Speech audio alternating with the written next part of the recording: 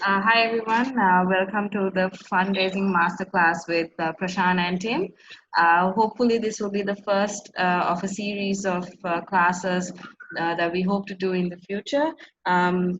This is an initiative done by Global Unites to help our own team members and also those who are interested in learning more about fundraising. So we have our two experts, Prashan and Tim, waiting to start the class.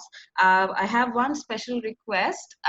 While they are speaking, kindly keep your mics on mute so that we have minimum disturbance while the class is going on.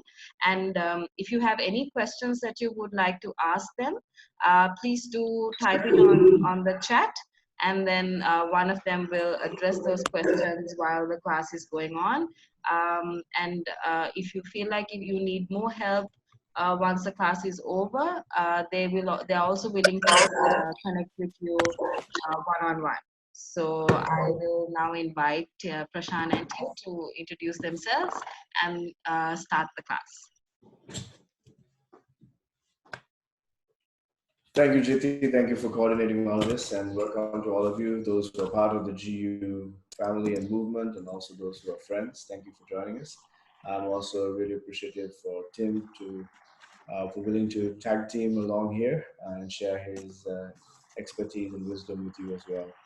But before we start, I just have to reclaim what Jyoti just said. It's very important that all of us mute our mics when we're not speaking. And also, you don't have to be on video for the session.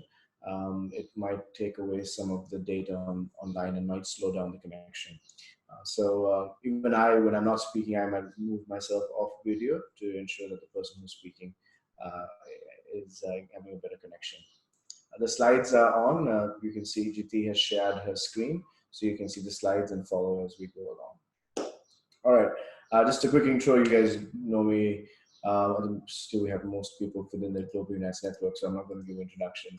But just on the fundraising side, it's been something that I've had to engage for the last 15 years, from the time we started Sri Lanka Unites.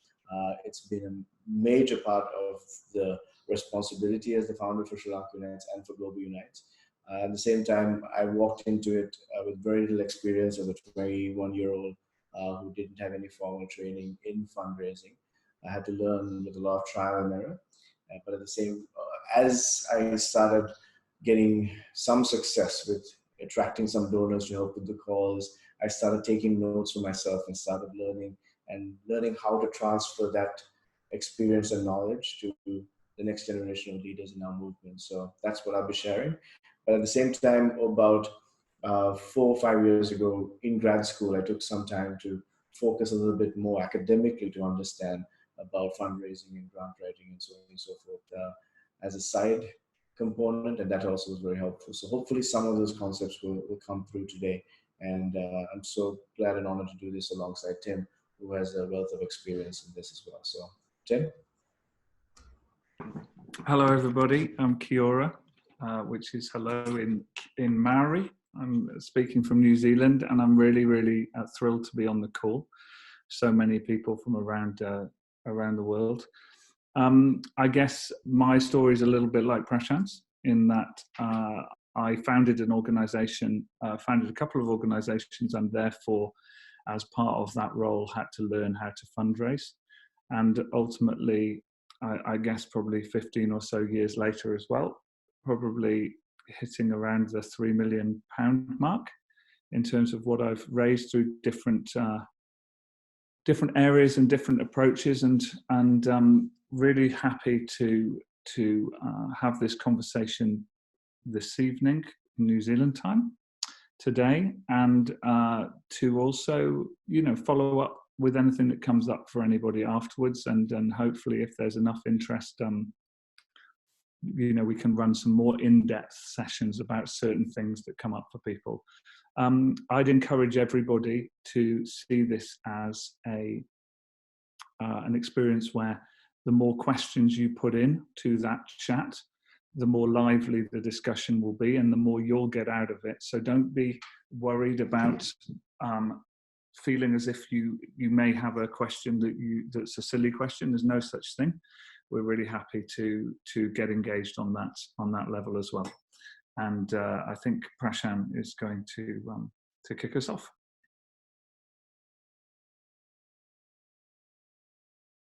Yes, thank you, Tim. So basically, what we'd like to do is, if you haven't already, if you click on Jiti's image, you should be able to see the screen, and I'd encourage you to follow along with it. But before we move into the rest of the slides, just to stay at the original slides, there are different types of funding for nonprofit organizations. And so obviously within an hour's time, within an introduction class, we're not going to be able to cover details into each of it, but we thought we'll give a quick intro as to what these opportunities and funding sources are. The more you are aware of this, the more it'll increase your capacity in learning how to be more effective. And so first of all, realizing that it exists, and secondly, working towards increasing your skills. So I'm just going to read through the list, and then Tim and I are going to split up into introducing each of it. The first one is grants and foundations. Second is corporate social responsibilities, especially from companies for profit that have funding set aside for their social responsibility. A third one is community fundraising. We've seen a lot of that, and it's a very important tool. A fourth is online crowdfunding. This has become more of a very vibrant space to raise funds, whether it's for nonprofits like ourselves or even for startups and businesses trying to raise capital. Crowdfunding has become a very practical but also impressive form of fundraising, at least in the last decade or so. And then finally, individual donors, corresponding with either high net worth individuals or people who are just very generous and passionate about our cause. So those we see as 5 main funding opportunities for nonprofits. So I'll hand over to Tim to do an introduction to grants and foundations and corporate social responsibility, and then also online crowdfunding. I'll do a little bit on the community fundraising and individual donors. And then we will get into more meat as the conversation goes on, where we're going to talk about 2 components that we'll focus on today. Not from these 5, but 2 components that are important for all these 5. And we'll talk about that a little bit. Tim, over to you.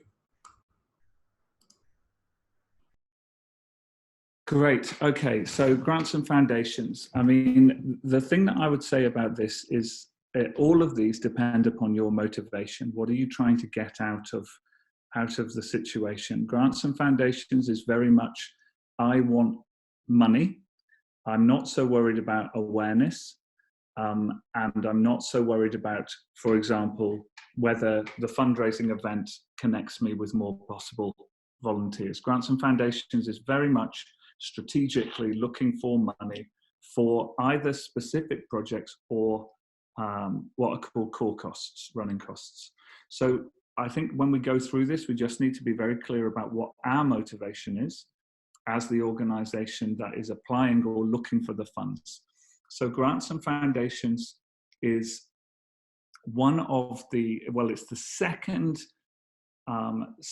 highest return in terms of the amount of time and money you put into it. So what I mean by that is that if you look down this list, somebody somewhere has done a calculation of the average amount of time you will spend and what return you will get for every £1 of either your own money or your own time.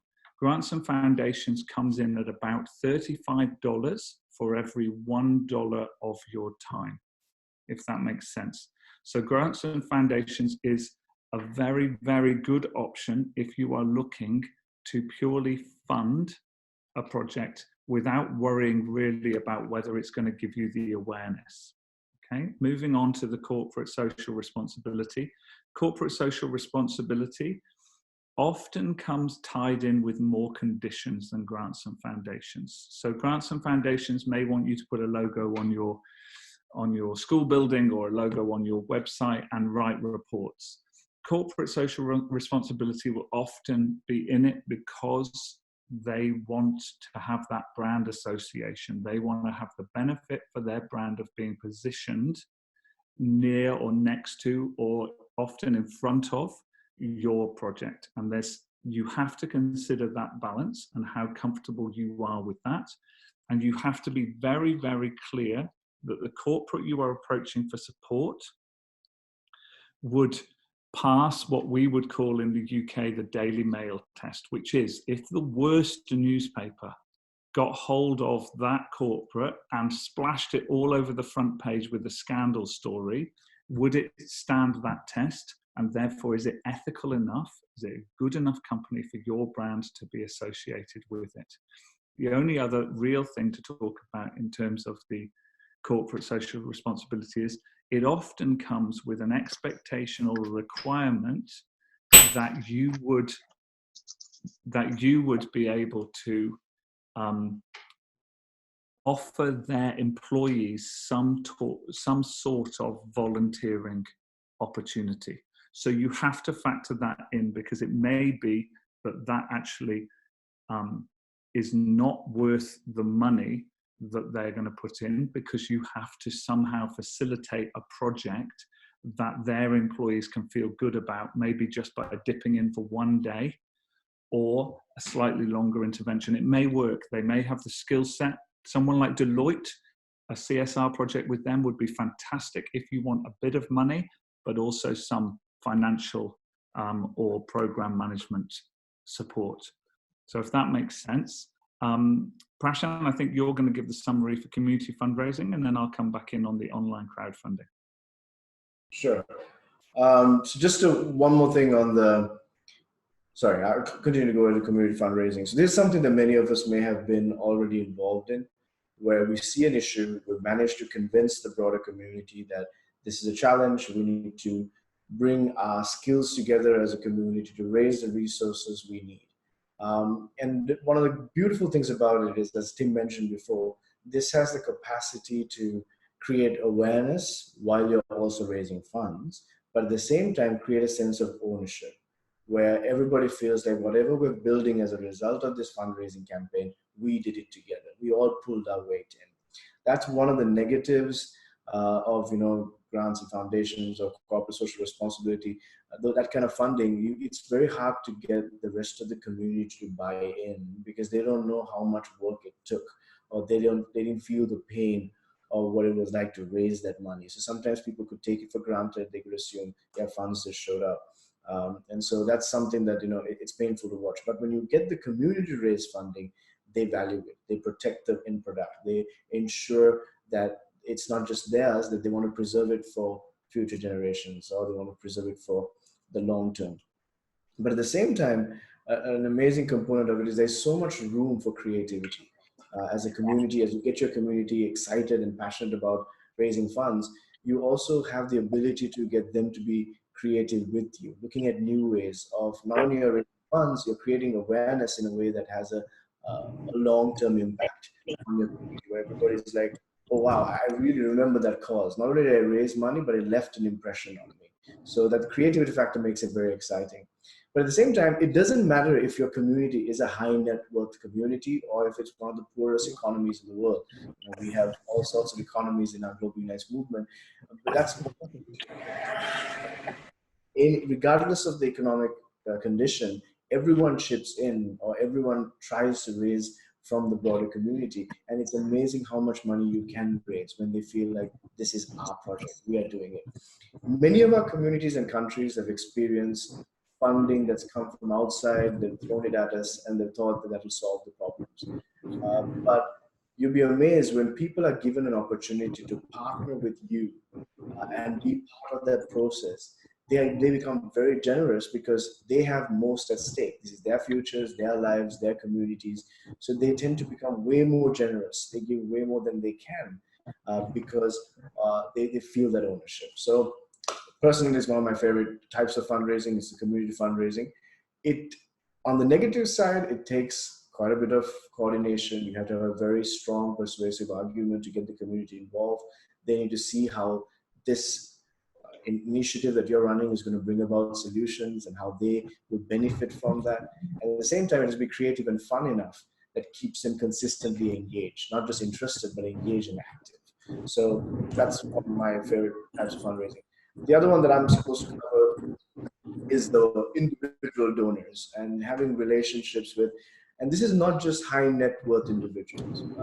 Obviously, you have a bang for your buck if you go to somebody who is, a millionaire or pretty well to do in your society. Get a one-on-one opportunity to sit down with them, share your cause. That's great, but it doesn't have to be a high net worth individual. It just needs to be a generous person who really believes in your cause, or who knows you. You have credibility in their eyes. They know that you're not a con artist or a fake, or you're not just doing this because you're going through a phase or your organization is going through a phase, that you're sincere and you're passionate about it. And if you can communicate that with them consistently, that is a very strong opportunity for fundraising, especially people in the age categories of middle age to more elderly. They're looking at ways to now financially give back. They have saved, they're in a better space financially, and in some countries it's also an opportunity for them to get tax benefits, where without paying complete taxes they can give towards charities and that will count for their taxes. And so they're looking for those kinds of opportunities as well. But at the same time, some of them, it's a legacy project for them. Like getting older in their age, they're wondering, can I give something, with my name on it or my family name on it? And so those are unique opportunities where you can build relationships as they're making those important decisions for their life that you are sharing about the cause and your movement. So that's also goes into it. But one of the positives is it could be a very high fee, but one of the negatives could be that it's not easy to get that one-on-one relationship or one-on-one meeting. But if you are persistent at it, if you try to get those one-on-one meetings, those can be a huge opportunity for your movement and your organization. So that's it. Over to Tim again on crowdfunding and online. Great, thank you very much. Can I just remind people who have joined late, Shanuki, can you please mute your mic? We need a couple of people to mute. Jesse, could you mute as manager? Because I'm getting quiet. Thank you. Okay, online crowdfunding. I think this is probably the most rapidly growing type of fundraising. There's a particular skill set that's required. I think it's natural. We can all see the benefits of online crowdfunding. Somebody who is doing a crowdfunder from Uganda can not only reach out to the community that surround them within Uganda, but they can reach the community in the US or in Australia or New Zealand or anywhere else in the world through, a lot of good social media. There are some tips that we could go into this. This could be its own session, I think, online crowdfunding. But basically, the main thing about this is network.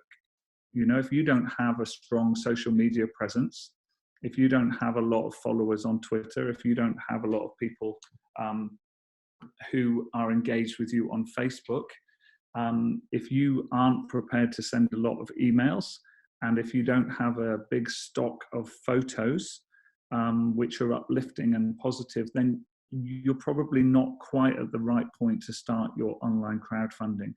If you work for online crowdfunding, then you will not get the results that you're looking for. The beauty of online crowdfunding is that it is a community fundraising, but it reaches outside of those people that you will pull into your normal community fundraising. So I have a set group of people that if I am running an event, I will ring them up and they will come down and they will donate. But I can't keep on tapping into that network. I can't keep on asking them and asking them and asking them for their dollars. So I need to find a different way of reaching a new community. And there are millions of people all around the world who are engaged and who want to support grassroots organizations who are fighting for change within their countries, or who are addressing social issues that they care about. And online crowdfunding is that mechanism to reach the people who have never heard of you or haven't donated to you, and they're a fresh audience to approach for money. But there is no point starting it until you have invested time and energy into growing your networks online. Otherwise, it won't work. So it's something to look at. And the first thing you ask is, how many Twitter followers have I got? If you've got 200, then what you focus on for the next year is getting that number up to 5, 7, 1,000. You do the same with Facebook, and then you start planning your online crowdfunding. So it's a very much of a process to get to the point where you can have reasonable expectation of having success on an online crowdfunding campaign. It takes a lot of preparation. Don't be fooled into thinking that it will go viral, because out of all of the thousands of videos or fundraising campaigns out there, it's very, very difficult, very, very rare to get one that has movement, that has an energy and a momentum of its own.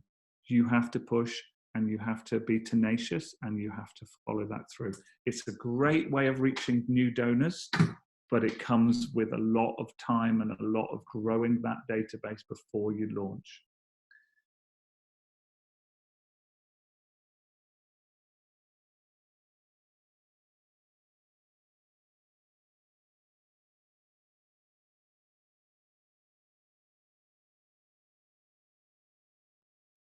You're muted, Prashan. Sorry about that. For those of you who just joined, if you are following Jitendri's screen, you should be able to see the slides as we speak. So those were like the 5 main types of funding for nonprofits that we have recognized. Obviously, within an hour session, we're not going to go deep into skills for each one of them. This is more of an intro session, and we hope to continue this. But today we thought of taking on 2 important elements that we feel are going to be beneficial as you go venturing out for funding from all these 5 groups. So before I get to Gap, I also want to just tell you, sometimes you might feel like your networks, you don't have many people who have lots of funding or who are capable of supporting your cause. But there are so many people with resources looking for good causes, looking for genuine, honest people on the ground making an impact. If you look at the world, there are billionaires alone, right? These people are just normal people, just like you and me. Many of them have a conscience, even though we try to say, oh, these rich people don't care. There are 2,153 billionaires worldwide. And you'll be interested, even in our countries, like countries with limited economy and struggling economies, even sometimes, there are people with high net worth, and no one even tries to approach them, or people who do may not be authentic people. But there is an opportunity there. But there are 46.8 million millionaires in the world. 46.8 millionaires in the world. That's in the context of, just to tell you, the poverty that we see globally. 500 million people live on less than $2.50 a day. Okay, 500 million people live on less than $2.50 a day. So that level of poverty, but there are this many people with resources. And we have to believe that many of them are looking for positive opportunities to engage. And that's where we need to build our story, build our capacity to be able to raise that funding. And so that's a lot of what this conversation is about. So when we talk about the main focus areas for today's conversation, we're going to talk about 2 components. I'm going to focus on starting with the why, or in other words, the art of persuasion. Or in other words, we're calling this the elevator pitch. You just have literally 30 seconds to a minute while you're in an elevator and you're meeting with, let's say, one of these billionaires or millionaires, or just somebody who's head of a massive grant foundation. How are you going to express about your movement, your cause, in a compelling way that not only piques their interest, but moves them to action? So this is a concept written by a gentleman by the name of Simon Sinek. If you want to follow more about him, you can check on TED Talks. I believe his TED Talk is the most viewed TED Talk online, if not the second, it's definitely the first. So if you check, his book is Starting with the Why, and this is pretty much the main emphasis of his book, and I want to start with that. So he says, many times people tell you what they do, what their organization does, the product, the end result. They try to tell you that, and they expect you to be inspired or convinced to donate or to join as volunteers or so on and so forth. But that doesn't work. That actually is the least inspiring way to get people to think about it. So every organization knows what they do. It's the products they make, or what they sell, or the services they give. But then some organizations know how they do it. these are the things that make them special or set them apart from their competition. They know the strategy, they know the process of what they do. But even that is not inspiring enough for somebody to come on board. So definitely not inspiring enough to know what you do, your product. It's not inspiring enough to know how you do it and your strategy and the process of how you're doing it. That could pique interest. But over and over again, people have found out that what inspires people to want to get involved, it's the purpose, it's the why. And unfortunately, very few organizations know why they do what they do. Why is, it's not about making money, that's just a result. Why is a purpose, it's a cause or a belief. It's the very reason your organization exists. If that purpose is crystal clear, and if you are gifted with the ability of, if you hone the skills of communicating that consistently and powerfully, people will listen to you. Not just their interest will not just be piqued, they would want to see what the next steps are to get involved. So in that elevator pitch, in that 30 seconds you have, or the 1 minute you have, or in that one-off meeting you get, if you and I build our skills of expressing the why, the purpose of our movement, the purpose of our initiative, or whatever you're trying to raise funds for, and they see that you're solving a problem, they see that not only are you passionate about it, but you are driven, you are motivated to see that happen, that begins to stir people's heart. This has been proven time and time again, and you can read more about it in Simon Sinek's writing. But the next slide, going a little bit deeper into that, is going back to the why. So the why is definitely the purpose. What is your cause? What do you believe? That has to be expressed very clearly. Maybe even what's the problem you're solving? How are you making a difference? You know, that has to be very clearly expressed. So Simon Sinek uses this example of Apple as a company that really knows how to do this well. When Microsoft and other competitors at the time came out and said, you know, we make computers, that's what we do. That wasn't inspiring, but they created a brand that became the largest company in the world pretty much, where they said, they started with the why, and it says, Apple, we believe in challenging the status quo and doing things differently. Everything about human interaction and what they did about that, how they went about their life, how they managed their life, how they communicated with one another, everything, they said, we want to challenge the status quo and do it differently. And as a result, that purpose of wanting to be innovative, wanting to push the boundaries, that created almost like a cult-like following where people are interested. You're not just trying to sell me a computer. You're changing my status quo. You're changing the way of me doing life.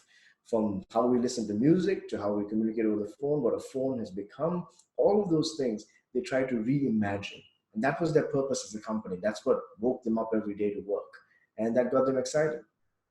And then they go on to say the how, the process.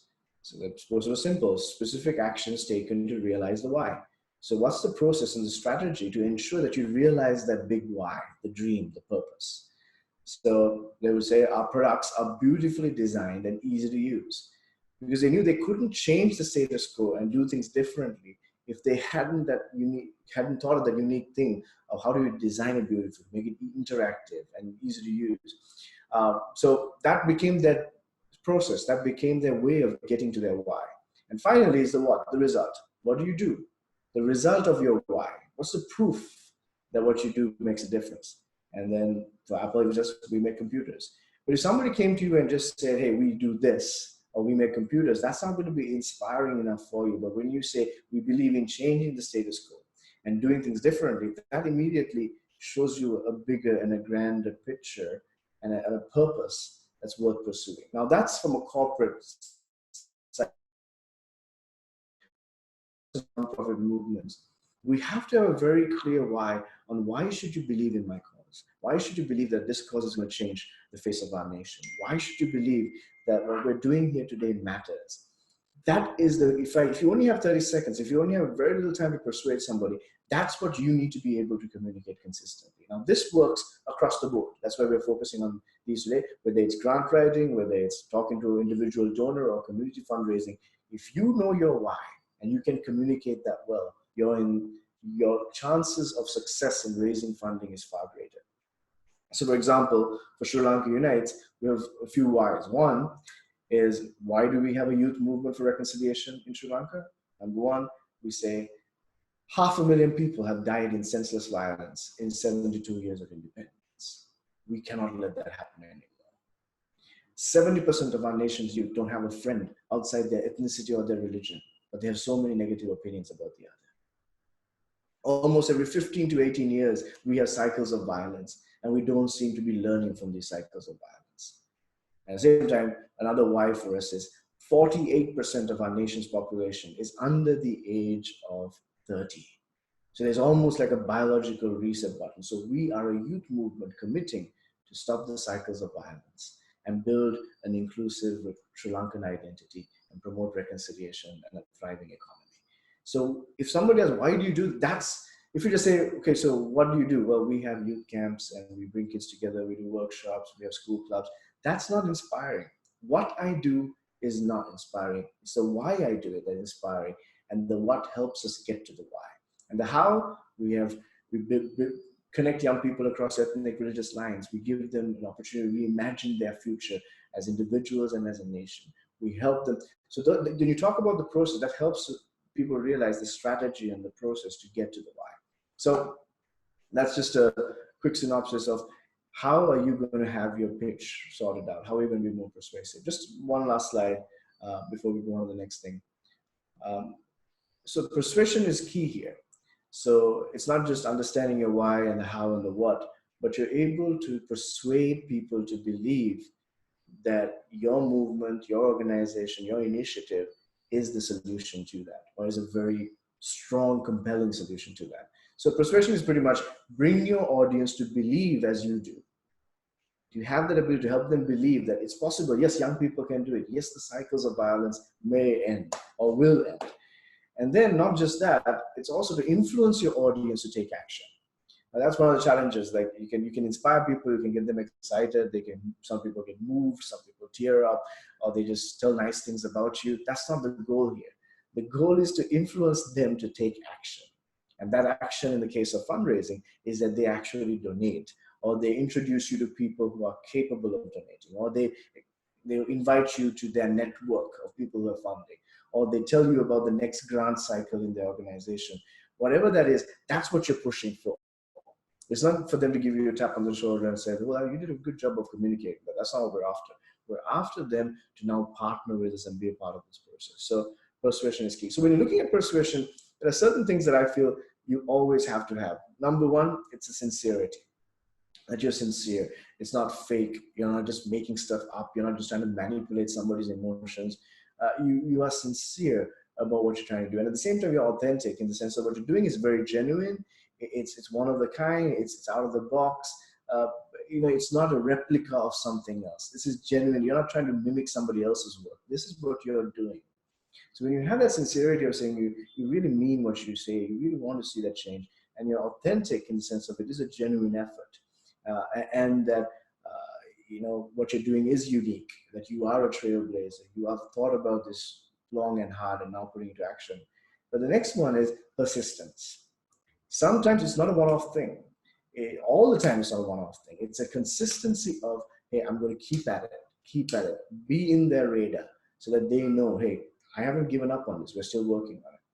And then the other skill is the ability to communicate consistently and communicate where you're not just saying what you believe, but also taking the time to hear where they're coming from, what piques their interest, what are they interested in, how do I cater my message in a way without changing the substance of it, how do I cater it in a way that is a better shot of getting them to act and take the next step along with me. So in whatever form of funding, the 5 that we talked about, we believe that starting with the why, which leads to persuasion, which leads to the creation of your elevator pitch, is a crucial component that all of us need to work on if we're serious about raising funds.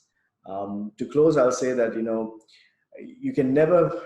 only have one chance to make a first impression, and therefore making that impression well determines not at that moment how you were feeling or what you were going through at that time. It's a preparation of before and creating within yourself that ability to be like, go, and you're able to convince and share your why, your how, your what in a very convincing and compelling manner. Over to Tim. We're going to look at the next component is now that we talked about this, here are some things that you could do on a research component in preparation to going to these donors and opportunities of funding. Over to you, Tim. Great, thanks. And what you're going to see from this is how important the why is, and the what and the how, to any grant application that you make. You know, if we look at the core of fundraising, it's all around the same thing. It's just sometimes it's verbal and sometimes it's written.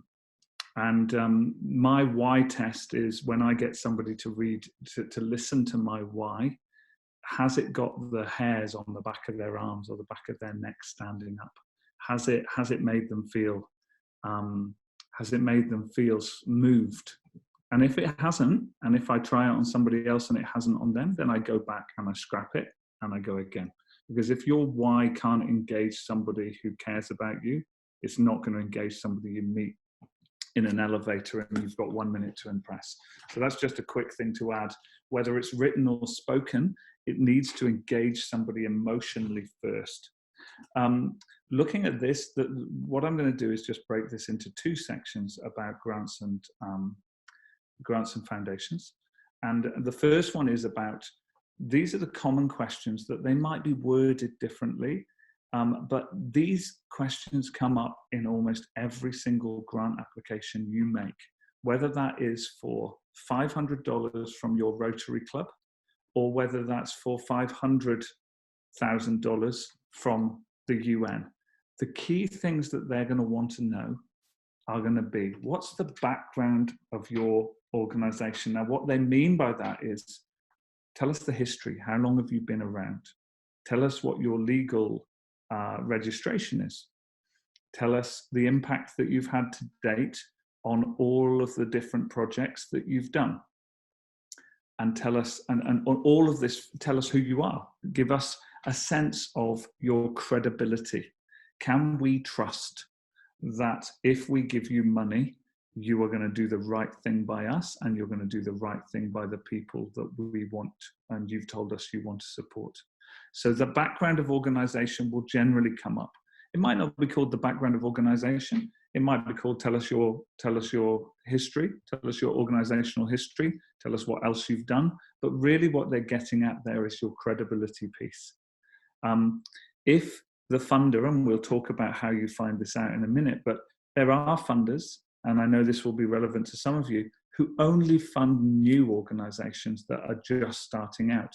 So don't worry about the background of the organization not having much there, but what they want to see is who's involved, how can we trust you? And you need to find an answer to that question, whether it's by having the right people on your board, whether it's just by the way you enter into the conversation with the funder, or whether it's because you've got a track record of 15 years and having engaged, 200,000 young people along the way. The second thing they're going to want to know, and these are pretty straightforward, aren't they, is what's the problem? Okay, what's the problem? Why? Okay, what's the problem? Why are you engaged? Why are you doing what you do? Why does this project that you're pitching to me, why does it exist? Why do you need this project? How will the project solve the problem? So you've explained to me what the problem is. So now explain to me why what you're doing is the solution, rather than something else, rather than those other 10 applications that are sitting on my desk. Why is yours the one that we should fund? Why is it going to solve the problem? And then the final one, which comes under the term of things like, what's the long-term impact? How many beneficiaries will there be? All of these different questions essentially is the same question. What does success look like? If we give you this money and you do the project that you've told us you're going to do, what results can we expect? What does success look like? Okay, if that's clear, if Jiffy, if you can move the slide on. What we're going to talk about now is how important it is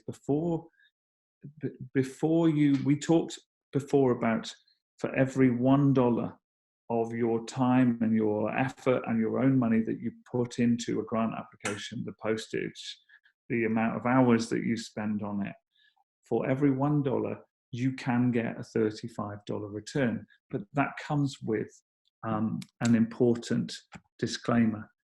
That's the result that you will get if you put in your research and if you put in your preparation before you apply. If you write one letter and one funding application and you send it out to everybody, you will not get that result. It's very much the same as if you just write one cover letter and one resume, one CV, and you send it out to 100 employers, and it says, I'm really interested in working in IT, but you're sending it out to people who don't even have a computer. They run a bakery. Okay, you're not going to get anywhere with all of those people. And even the people who run the IT are going to know that you haven't researched their particular company. And it's the same when you're looking at funders. You need to do your research. You can get onto their website. You can often get onto wherever your government holds the accounts and the reports of that organization. Get onto their social media page. Track down people that they've funded before. So these are the things that I would suggest as basics you would need to know about your funder before you made a decision to make an application or to make the phone call, okay?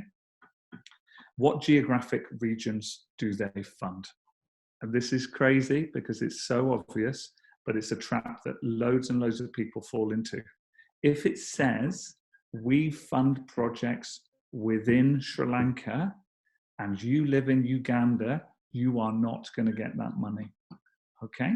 Likewise, if it says you need to be a legally registered charity, it doesn't matter that you've got a plan to be a legally registered charity in 2 years' time.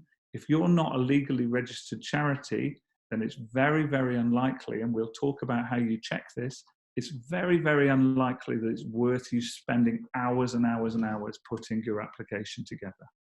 Look at what their key focus areas are, okay? So you know yours, right? Global Unites, for example, is youth, it's peace, it's reconciliation, it's education, it's social justice. If anything comes into when the funders are writing about what they fund, if any of those are touched on, you can have a tick in that column and you can be reasonably confident that you can progress. If they say blindness in sub-Saharan Africa, then you are out of luck and move on and find the next funder, because there is no point, even if it says the country that you're in, even if you're applying from Kenya and it says we like to try and cure blindness in Kenya. It's not enough that it's your geographic region. It has to be your geographic region and it has to match your focus areas. Don't think you're going to get that past them by being really, really persuasive, because you're going to be, the initial sift of applications will be done by an administrator who won't have any authority about grant choices. Their job is to separate out what is disqualified and what can go through to the next level. So you must know that information. The next one is you've got to have an idea of what grant sizes they do. And this can be a little bit more complicated because sometimes they say grant sizes of a minimum of $10,000 and a maximum of $30,000, which is great, and that's easy, okay? But often they don't. Often they're really vague about it. So what you need to do is find out. They often have a section on the website saying projects we have previously supported. And you need to go and research those projects. How much did they give? Don't just look at one. Look at 5 or 6 of them and work out what is the average. What's the normal grant size? Because there will be people who get 100,000, but everybody else gets 50,000. Don't think then that you can go into it at 100,000. You need to pitch at 50,000, because the likelihood is that initially, when the charity that got 100,000 became involved with that funder, they pitched at a much lower level. And usually what will happen is you go in initially at a low level with your grant size with a new funder, and as they see results and as the trust builds, they will start a conversation with you about upping that grant size. Okay? The final one on this really is the one that I can't emphasize enough. It's the one we all like to shy away from. It's the one that we all like to make excuses about why we don't want to do it, or why we can't do it, or why it's not appropriate to do it, okay? Generally, the reason that we don't call the funder is because we're embarrassed to call the funder, and somehow we think they're going to get mad with us and it's going to make our chance of success less. That's absolutely wrong. If you get yourself on the phone to a funder with a reasonable question, not with the question that would have been answered if you'd have spent 1 minute on their website, but a reasonable question, it might be, you guys say that you work and fund organizations with legal registration. We are currently in process and we have submitted our application to our government organization for legal status. Can we make an application? Something, you need to have something, and ring them up, talk to them about your project, because they will give you a guidance, either willingly or within their voice, about how excited they are about you making an application. And this is all about reducing the amount of your precious time that you waste filling out application forms for people who don't even see it, because the junior administrator in the office has been told to chuck anything that doesn't fit the criteria into the bin. So this is all about putting in the research, making the spreadsheet of funders who fund your geographical area, who fund your key focuses, who want people asking for the right about the right size of money that you're keen to ask for, and that you have hopefully, you don't have to call them, but you should make an honest attempt to call them, because it gets you in their mind, it stops you wasting time, and it puts you, if you like, in some ways, when they do receive your application, they're looking out for it. The final thing I would say about this before I hand back is that it's a great burden being a fundraiser. It's a great burden. Often it's quite lonely, and often you feel as if the whole hopes, aims, and ambitions of the organization rest on your shoulders. And I think that, and Prashan would probably agree with me, I think that's a pretty unfair expectation and responsibility to put on any one person, unless you're silly like myself and Prashan, and you started something before anybody that you knew how to do it, and you took on that role willingly. In your situations, if you possibly can, get a team of people together, get them trained up, and get them looking over the application. Don't send out an application unless 2 or 3 people have gone through it and 2 or 3 people have said, I think that's good enough. Because you are going to get a lot of rejections. You're going to get successes.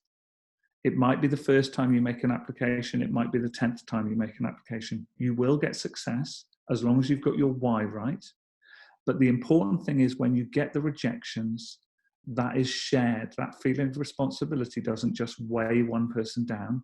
And then, of course, when you get your successes, that is shared as well. And the celebration is felt by everybody in the team.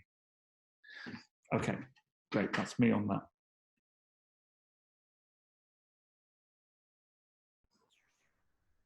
Thank you, Tim. So we want to take some time for some questions. I think we've already had a few here. Tim, if you can start browsing through it as well. We have a question from Abdul, and then we have a question from Nadia. So the first question was, online fundraising has been characterized by mistrust, where donors think the donation links could be used to hack accounts. This has frustrated genuine online fundraisers over time. How do you start movements like ours how do starting movements like ours overcome this particular challenge? Great question.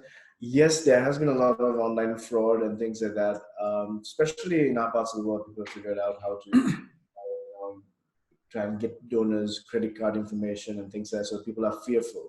But more and more, there are very reliable crowdfunding sites that make it impossible for people to penetrate and get your card information. So, in fact, the Global Unites app, we have our own platform for crowdfunding, which is a very secure site. We've not had issues on that. But then you also have reliable ones like crowdfunding sites like GoFundMe and a few other. Let me think. I'll send you more links. But many of the credible sites, they come with high ratings where donors have had very pleasant and good experiences with. So you can do that to ensure just giving people a random online connection may not be the way to go. Give them more feeling to be that they can be a trusted way to do it. PayPal is another good way of encouraging people to give if PayPal is an option in your country, or just asking them even to make a direct wire transfer to the account. So maybe they are still not convinced, they don't want to give their credit card information or make an online payment. But if you make the option of saying, hey, if you really believe in us, here's option number 2. You can wire the money directly to our account, or you could just go and make a deposit. Here's the account number and here's the information. That also helps. So you're giving them multiple options if they are a little reluctant to do that. Tim, do you want to add anything to that? Yeah, I think there's a GoFundMe's a good one. Kickstarter's a good one. There are various platforms depending on the country you're in. There's a brilliant crowdfunding platform, Global Giving, and it runs competitions, and you become a member, and they free up. Pledge Me as well, Prashan is one. They free up. Global Giving is difficult to get onto. You have to raise $5,000 from at least 40 unique donors. However, once you are on it, they put you forward to a wide community of people that you don't know who are going onto that site just to fundraise.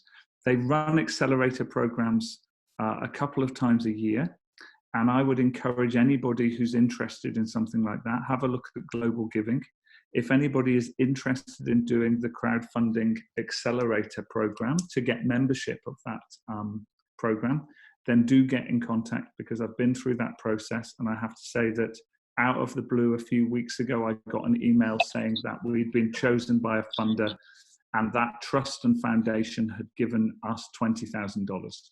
Out of the blue, didn't do anything other than have a presence on that site, and I'd spent time on the training modules.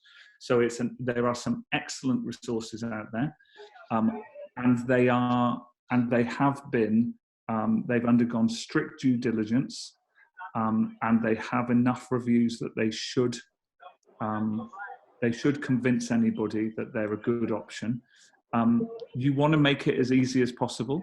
So although PayPal and although direct bank transfers are a great way of showing people you're open to any donation, realistically you need to choose a good platform, because most people, if they can't do it within the next 2 minutes, they're not going to do it at all, and you might lose them.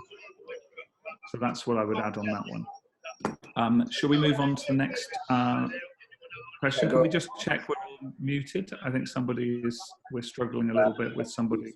Okay, great, at least. Okay, should we just pop on to the second one, and maybe I'll start, Prashan, and then you come in with with anything. Okay, so Nadia, thanks ever so much. How important is it for an organization to be registered? Apart from credibility, are there any legal requirements for a group that organizes projects to be registered, or are there any other benefits? To an extent, this is how long is a piece of string, because this will depend upon the laws around NGOs or charities within your particular country. My view is it's very important, particularly if you're going to do anything that's going to cost over the course of a year maybe more than $10,000, $15,000. That seems to be around the amount that people will allow you to be a community group that is not registered. Certainly it is within the UK. Certainly it is within New Zealand and Australia. So I think in those countries, I'm sure that Prashan can add about Sri Lanka and potentially other countries. But I think that there is definitely the credibility. But the other benefits are that out of every 10 trusts and foundations that you can apply for, you probably have only one of them that will accept applications from organizations that aren't registered. There is a huge disadvantage for applying to trusts and foundations by not being registered. And I would imagine that the larger corporates that you go to for funding, the larger the corporate is, the more they will care about you being registered. Prashan, anything to add? Yeah, I think you covered all that. Just maybe addition to that is it also creates a sense of accountability for you and your team, in the sense of when you are a registered organization legally, there are expectations of audits, there's expectation of annual reports, there's expectation of the members' involvement in it, minutes from your AGMs or whatever it may be. Those kinds of systems, even though it may be a burden to you, that helps create accountability and systems within your own organization. So it's not just the fact that it gives you credibility, but it ensures that you follow certain standards and structures, and that you have good governance within the organization. That's very important. And so that's another reason I'd encourage registration. But even if you're not registered, if you can discipline yourself to have those kinds of good governance mechanisms within your organization, then that's great as well. So thank you, Nadia, for your question. I don't see any more questions. I have a few comments, and we appreciate that. But if you do have, we have a few more minutes before we close. Just getting. All right. Thank you, Nadia. All right. Just one component of it is, I would like to emphasize that not one person in your organization will be gifted in all these 5 areas of funding.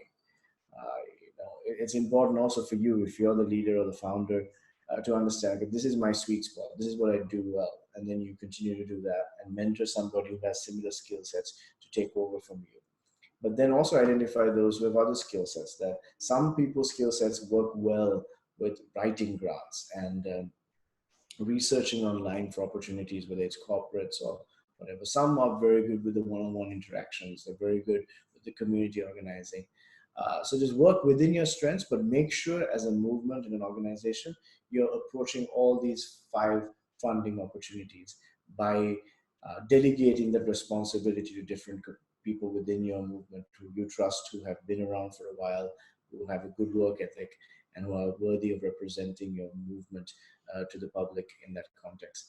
That might be another way to look at it, but I would definitely encourage that you, sooner rather than later, look at engaging all these 5 components of fundraising. But finally, as you're doing those 5, there's a 6th one, which I push the hardest since of late, is about working towards a business enterprise, or looking at sustainable funding, where small businesses that work and complement the assets that you have as an organization to help generate income as well. And I feel that having that also on the side, and having people with that kind of business insight or entrepreneurial capacity have a platform to serve the movement by doing that, is a very important way as well. Otherwise, most organizations eventually realize we can't keep raising this amount of money. We have gone to all our donors and it's not doing that well. So before you come to that place where it starts plummeting, you need to have your other strategy well up and running and ready to go. So thank you. We appreciate all of you. I think we have people listening in from Sri Lanka to Liberia, Sierra Leone, Congo, Kenya, Uganda, Palestine. And I may be missing a few, but thank you. It's amazing that we're able to connect here, and I hope this was helpful. Tim, any closing words before we call it a day? No, just to emphasize, don't be strangers, and we're here to give you advice during this process, wherever you're at with it. And if there is an overwhelming urge to go into depth about anything that we've talked about, or an area perhaps that maybe you think we should have talked about but we didn't have time to fit in, then please do email Global Unites and get in contact.